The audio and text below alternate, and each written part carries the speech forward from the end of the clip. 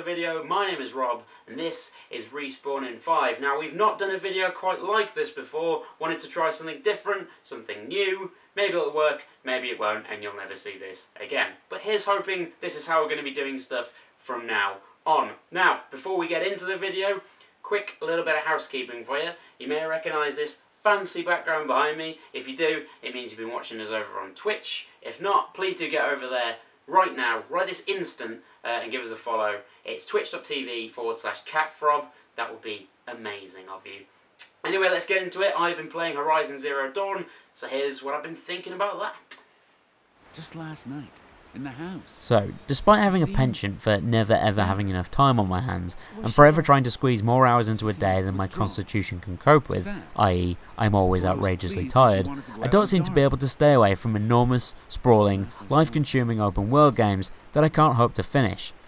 On the bright side, my latest such venture has at long last come to a conclusion, and not only was it one of the best, it's also one that's got me doing that dangerous thing that everyone tells me not to bother with for my own and everybody else's safety, and it's not writing insanely long sentences, because who even needs to breathe? It's thinking, okay? They say I shouldn't think. Horizon Zero Dawn is a masterful game. A rich, open-world experience with genuinely awe-inspiring visuals, both in design and execution, an addictive gameplay main hook, and an arresting, mysterious plot that will have you main mission binging like a British person in Benidorm.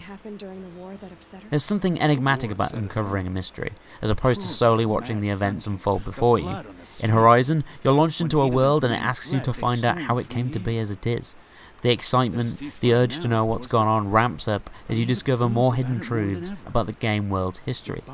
As well as exciting though, Horizon is satisfyingly thought-provoking, and laced with an abundance of overarching philosophical ideas and questions.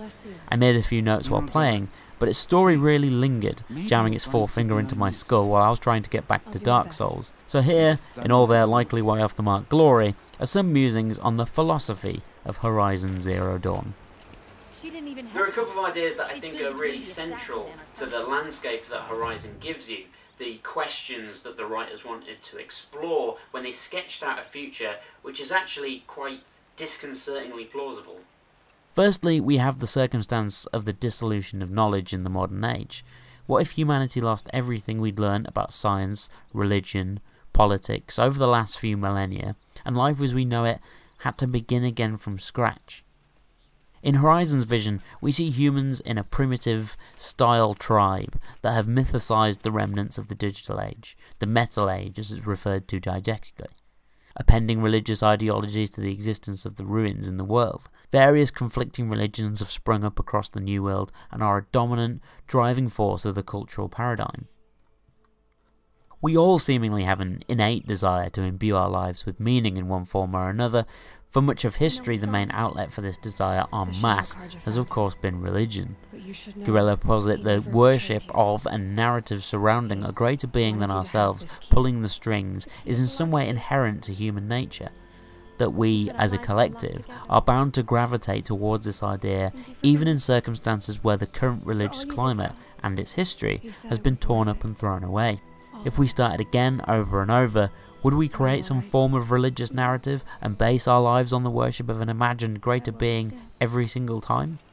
I've wondered if thinkers and philosophers like Dostoevsky would be religious or as religious were they alive today, and mostly presume not, partially perhaps out of hope. Horizon potentially argues that, in fact, if religion is so inherent to the human condition, maybe the greatest thinkers would still utilise religious ideas to power their examination of existence in some way, even in the modern age of knowledge, science and subsequent skepticism. Notably, there are skeptical characters, such as Aloy herself, but mirroring the modern world in some senses and on a different scale, they are much fewer in number. Non-believers are outsiders, as the human condition demands we band together under the notion of one or many deities and argue about it forthwith. If we weren't fighting each other about religion, would we merely find something else to kill each other over? Or is fighting about religion in fact etched into our DNA indelibly? Another central notion Horizon tackles is, quite overtly, artificial intelligence.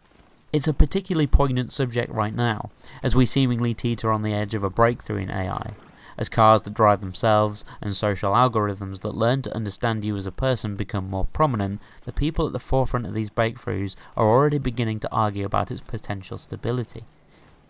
Elon Musk and Mark Zuckerberg recently took to Twitter to publicly engage one another in a spat about the potential dangers of AI development, with Elon Musk warning that it is currently a greater threat than what's happening between North Korea and the US. In Horizon, we see a future where AI development has essentially led to the downfall of humanity. A greed and lust for bigger and better arms manufacturing eventually supplanted our ability to cope with what we created, and rogue, militarized robots that could self-replicate proceeded to wipe out the human race. We are always racing toward the future.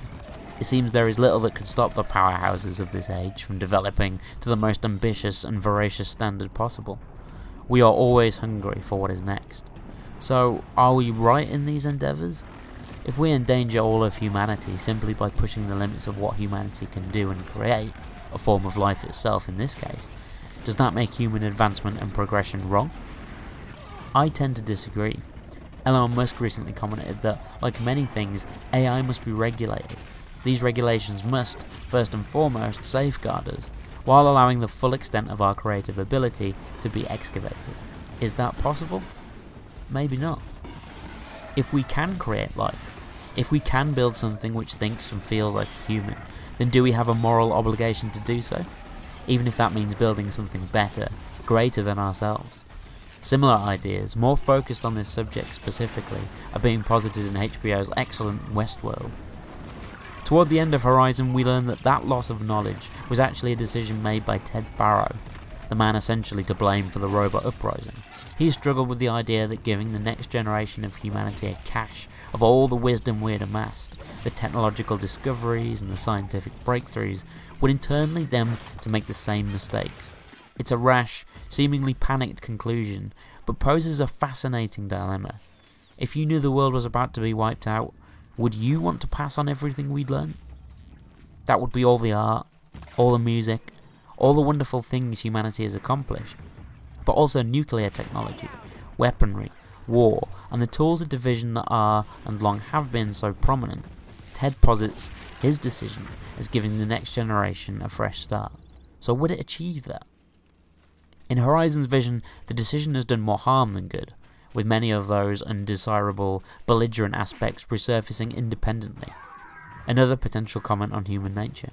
With Gaia, the AI created in the final days of humanity to control the life cycle, repopulation and the ecosystems necessary for human life to continue, and Hades, the AI created to reset and wipe the slate clean, killing off humanity if things go wrong, we end up with a typical good and evil conflict through the corruption of each of the systems. Even the initial arrangement, though, contains a number of interesting layers. With Hades the destruction component to Gaia's creation, we might ask how these two opposites are so reliant on each other. There's a Nietzsche quote from Thus Spoke Zarathustra, particularly poignant here. And whoever must be a creator in good and evil, verily, he must first be an annihilator, and break values. Thus the highest evil belongs to the highest goodness. But this is creative. Is destruction truly necessary for creation? This duality is only touched upon briefly, but it's posited the ultimate creation is that of life in whatever form that takes, and subsequently destroying in order to create is another central subject Horizon identifies. While Gaia recreates her own creator, Elizabeth Sobek, in the form of Aloy, in order to guide the world through another form of corruption, both literal inside the system itself, and metaphorical ending the infighting of the people, allowing them to come together to fight for their collective survival against the now malevolent Hades, we are reminded of the potential power of artificial intelligence, and that we may one day hand such significant and meaning decisions over to a computer. There are numerous philosophical ideas that permeate the story of Horizon, most of which I have not even picked up on here. There's a touch of Plato's allegory of the cave, in the dramatic irony that the people of the world are unaware how they came to be, why robots roam an otherwise primitive landscape. The player in that sense steps foot outside the cave and sees a truer picture. Similarly, Aloy's virtuousness, her dissent of tribal rituals that fly in the face of what she has learnt to be common decency, in part of course due to her creation as a version of Sobek, has a Nietzschean-esque air of self-exploration, a rejection of religion, and a promotion of finding meaning within the self. Please, let me get your father. Will you talk to him? I guess. If you've not played Horizon and I've just spoiled it all for you, well, you were warned.